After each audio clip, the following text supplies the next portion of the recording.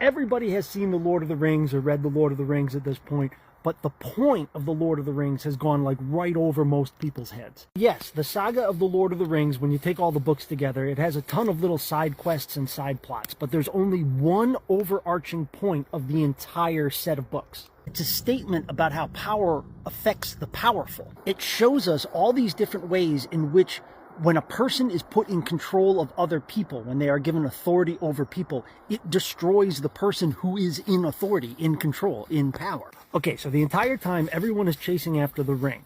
What the ring is, how it works, how it does what it does is not important. What the point of the ring is, it's like a MacGuffin. It's like Marcellus Wallace's suitcase in Pulp Fiction.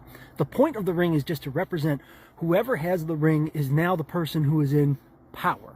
And then we play through what that person does when they have power, or what that person does once they start getting close to it and feel like they might be the next guy to snatch it. Every single character that ends up in possession of the ring, every single character that ends up with power, are all people who want it to serve themselves, to make themselves better off. And they all get corrupted by it. But there is one and only one character in the entire saga that doesn't get corrupted by power, and that's Aragorn the High King. But he is also the only character that wants power because he wants to help other people. He honestly just wants to be the king because he wants to create a world where people are safe and prosperous, not a world where he is safe and prosperous. So where do the hobbits fit into the entire thing?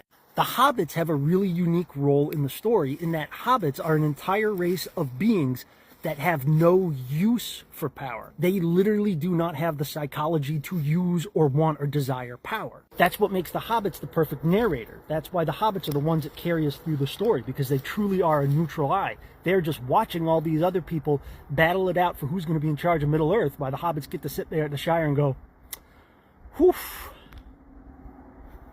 look at that crazy shit going on over there. And ultimately, that's why only a hobbit could destroy the ring and save the world, because only a hobbit wouldn't have any use for power, wouldn't have any use for the ring. So why do I think this is important? I think this is important because every single villain of the year 2025 to me feels like somebody who corresponds to a villain from a Tolkien story. I think when future historians look back at this time period, they're going to say around the year 2000, everybody got access to the internet, and that created whole new types of power. It created new ways of getting power. It created new ways of losing power, and that sent off a scramble of all of these people who just wanted power, who wanted attention, who wanted to be important, who wanted to feel like their lives were bigger than their lives actually truly were. And in that scramble for power, we had a ton of people who wanted power for the wrong reasons, who wanted it for selfish reasons, and they got corrupted by their power, and they got corrupted in ways that really do resemble the way that people get corrupted by power in The Lord of the Rings. So first off, we have our Smogs, dragons who hoard gold in a big pile under a mountain, not because they need the gold, not because they are ever going to use it. They could never use it, even if they wanted to. They have too much. But they're driven by this psychosis where they feel like if they find out one other being has one penny they don't have, well, they must now get that penny. 2025 has its golems, strange little creatures who are obsessed with the idea of fame and have convinced themselves that they are famous and powerful because they just happen to be the most powerful creature in this one dark and empty cave. They really don't have the power they think they do, but for them personally, the idea of being famous and powerful and a celebrity is their precious. We have our Saurons, our people who are driven by a psychotic obsession to just be the most powerful god king on earth for no reason except for to be the most powerful god king on earth. And we have our Saurons, weird little toadies who want to be close to power but don't really want to have too much power. They want their name associated with power and importance. They want the bragging rights, they want the clout, but they don't want to take on the risk of actually being the person who wields the power.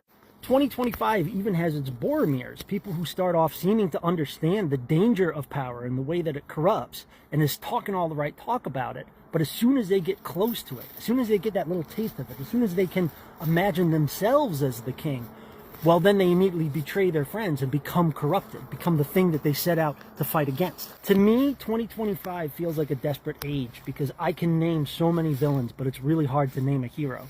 And I know what heroes would look like. I've seen them in the past. I've seen them before.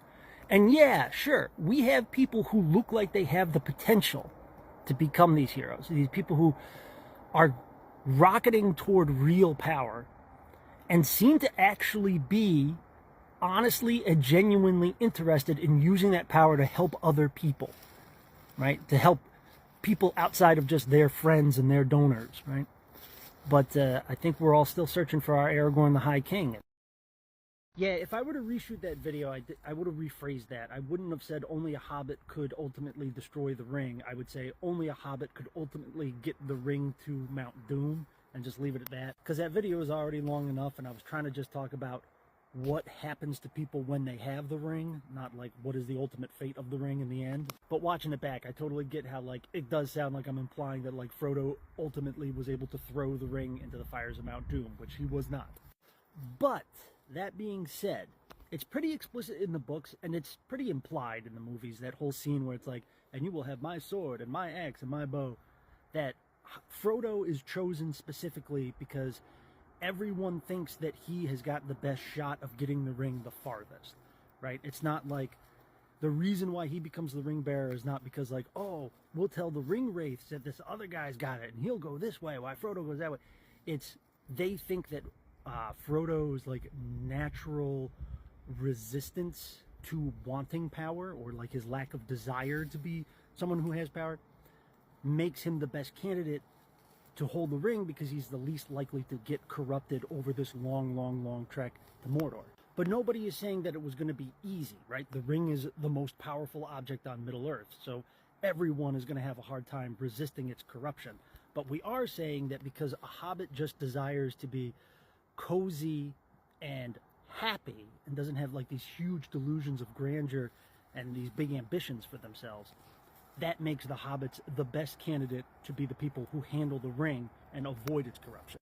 Now, I had always just taken that as like a storytelling decision. Like Tolkien wanted to imply that there's a chance that Frodo will fail at this task, just so the story would be more interesting, right? Kind of like how there's no point in reading a Superman comic if Kryptonite doesn't exist. The possibility of failure needs to always be present in order for it to be a story that's going to be interesting and the reader's going to want to finish. So I had never thought too deeply about the fact that like Frodo never really manages to throw the ring in on his own will, and that like Smeagol like grabs it and falls off and it's all a big accident. I never thought too deeply about that. I just thought, oh, like right up until the end of the story, Tolkien is leaving it open that Frodo can fail, and in the end he does kind of fail, but it all worked out at the end, and I never thought too deeply about that. But some other guy left a comment on my original video where he said he always took it as kind of Tolkien saying, look, in the end power destroys itself.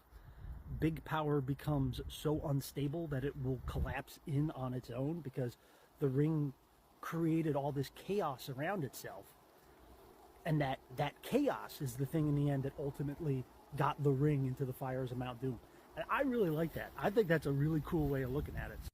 But ultimately, this doesn't have a ton to do with my original video, because the original video, I'm trying to point to the fact that power hurts the people in power in the Tolkien universe, and I think it does in our universe as well.